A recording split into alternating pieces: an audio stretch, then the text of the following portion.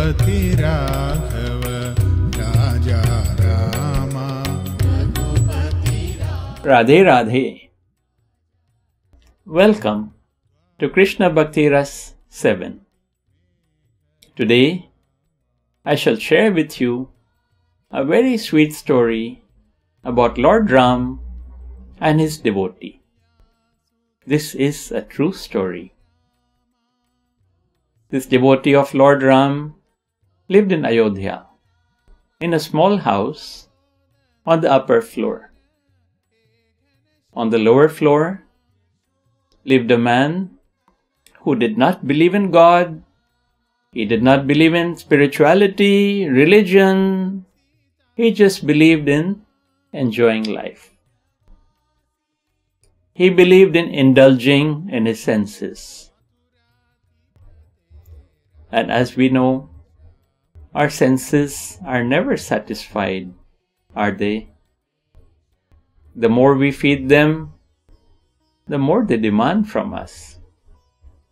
And it comes to the point that we become slaves to our senses. And this man would go out every night, and he would be out eating, drinking, enjoying. And at 3 a.m. or 4 a.m. he would come home ready to sleep. And the saint upstairs, he would have gone to sleep by 8 or 9 p.m. At 3 a.m. he was up, ready to do his Mangala Puja, his Arati, chanting, singing bhajans, reading the Ramayana. Now this man downstairs was getting disturbed because he would just come home and want to sleep, and the man upstairs would start praying. He tried to tolerate this for a few days, but he could not sleep. So he went to the saint and confronted him and got very angry at him. He said, "Why are you bothering me with this God of yours? Who is this God? And why are you wasting your time with him? Where is this God of yours?" And the saint, he said, "Please do not speak that way about God. We should not insult God. Everything that we have comes from him. The food we eat, the water we drink, the very air that we breathe, everything comes from him." And this man was getting angrier and angrier. He said, "Your God does not give me food. And even if he gave me food, I will not eat it. Even if he forces me, I will not eat his food."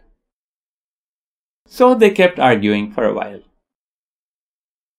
But when there are two people who are such opposites, can they ever come to an agreement? Finally, the man told the saint, "Okay, let's do this. Tomorrow, I will not eat anything for 24 hours. And if your God can make me eat, I will become your disciple. But if your God fails, then you stop these prayers." There being no other choice, the saint agreed to that, and he immediately ran inside the house, went to his altar, and started praying to Lord Ram. "Please help me, Lord Ram. I don't know what I have gotten myself into." And the man thought to himself that I shall be very smart. Tomorrow, I shall go somewhere very far where nobody can find me, and I will not eat food for 24 hours.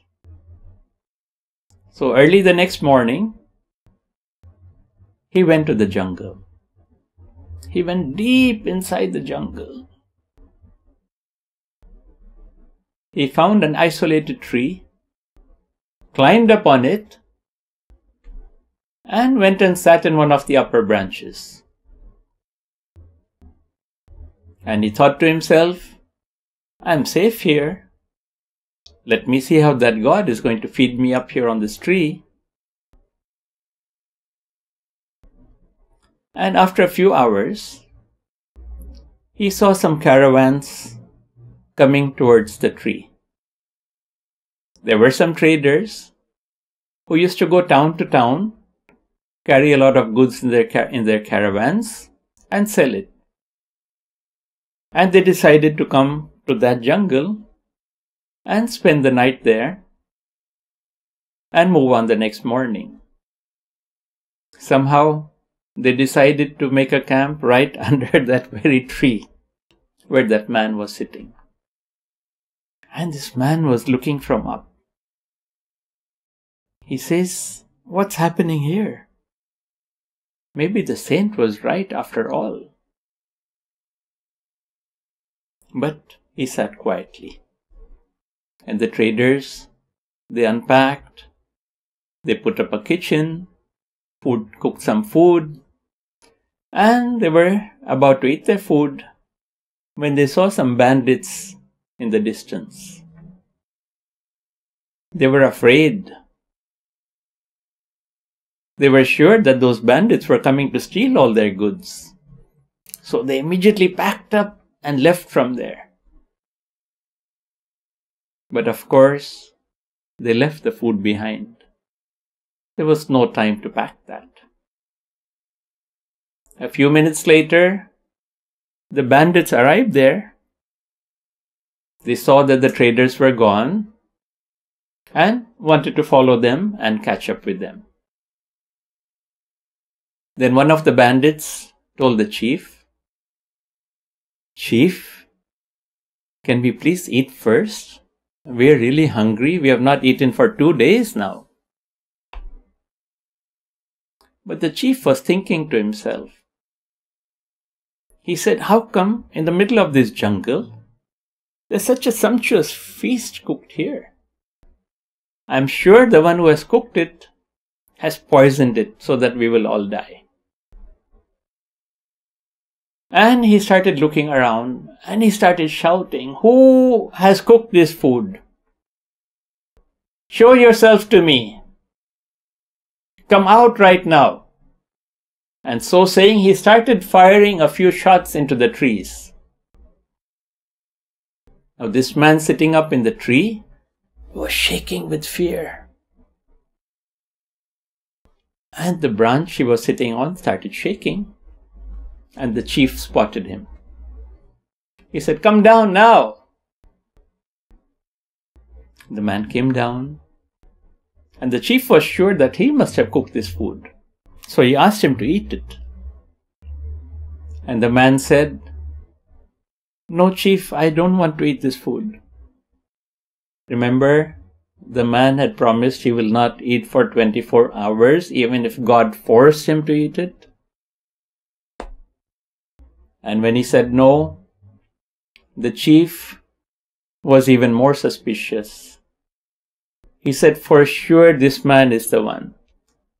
And he said, you better eat this food now, otherwise, who is going to argue with a bandit chief with a gun? So he had no choice but to start eating. A few minutes later, he was still eating. And the bandit chief, he looked at him and said, you're still alive. How come the poison has not killed you? And the man goes, he says, Chief, there is no poison in this food. Then why did you not want to eat it earlier? And then the man told the chief the whole story about why he had come to the jungle, about his wager with the saint. And the bandit chief was shocked. In fact, it inspired him so much that from that moment on, he turned over a new leaf and became a new man and stopped becoming a bandit. he became a man of God. And this man, who had made the bet with the saint, went running back to Ayodhya as fast as he could. He ran to the saint, he fell at his feet.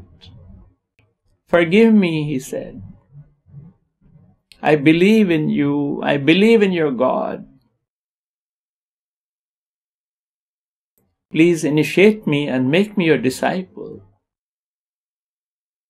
The saint was only too happy to initiate him, and he named him Maluk Das.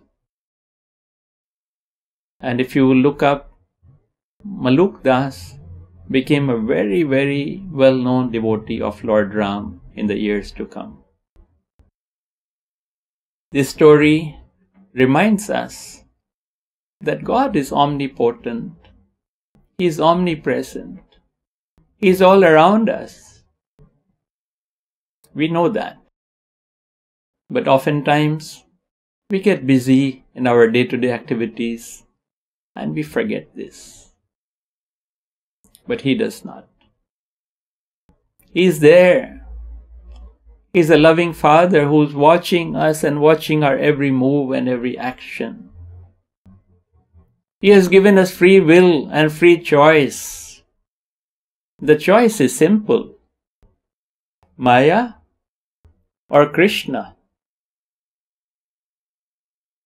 And He is hoping that we will always make the right choice, so that we will move away from Maya and move closer to Krishna. This is what He wants. But the choice is ours. Thank you for listening. Radhe Radhe.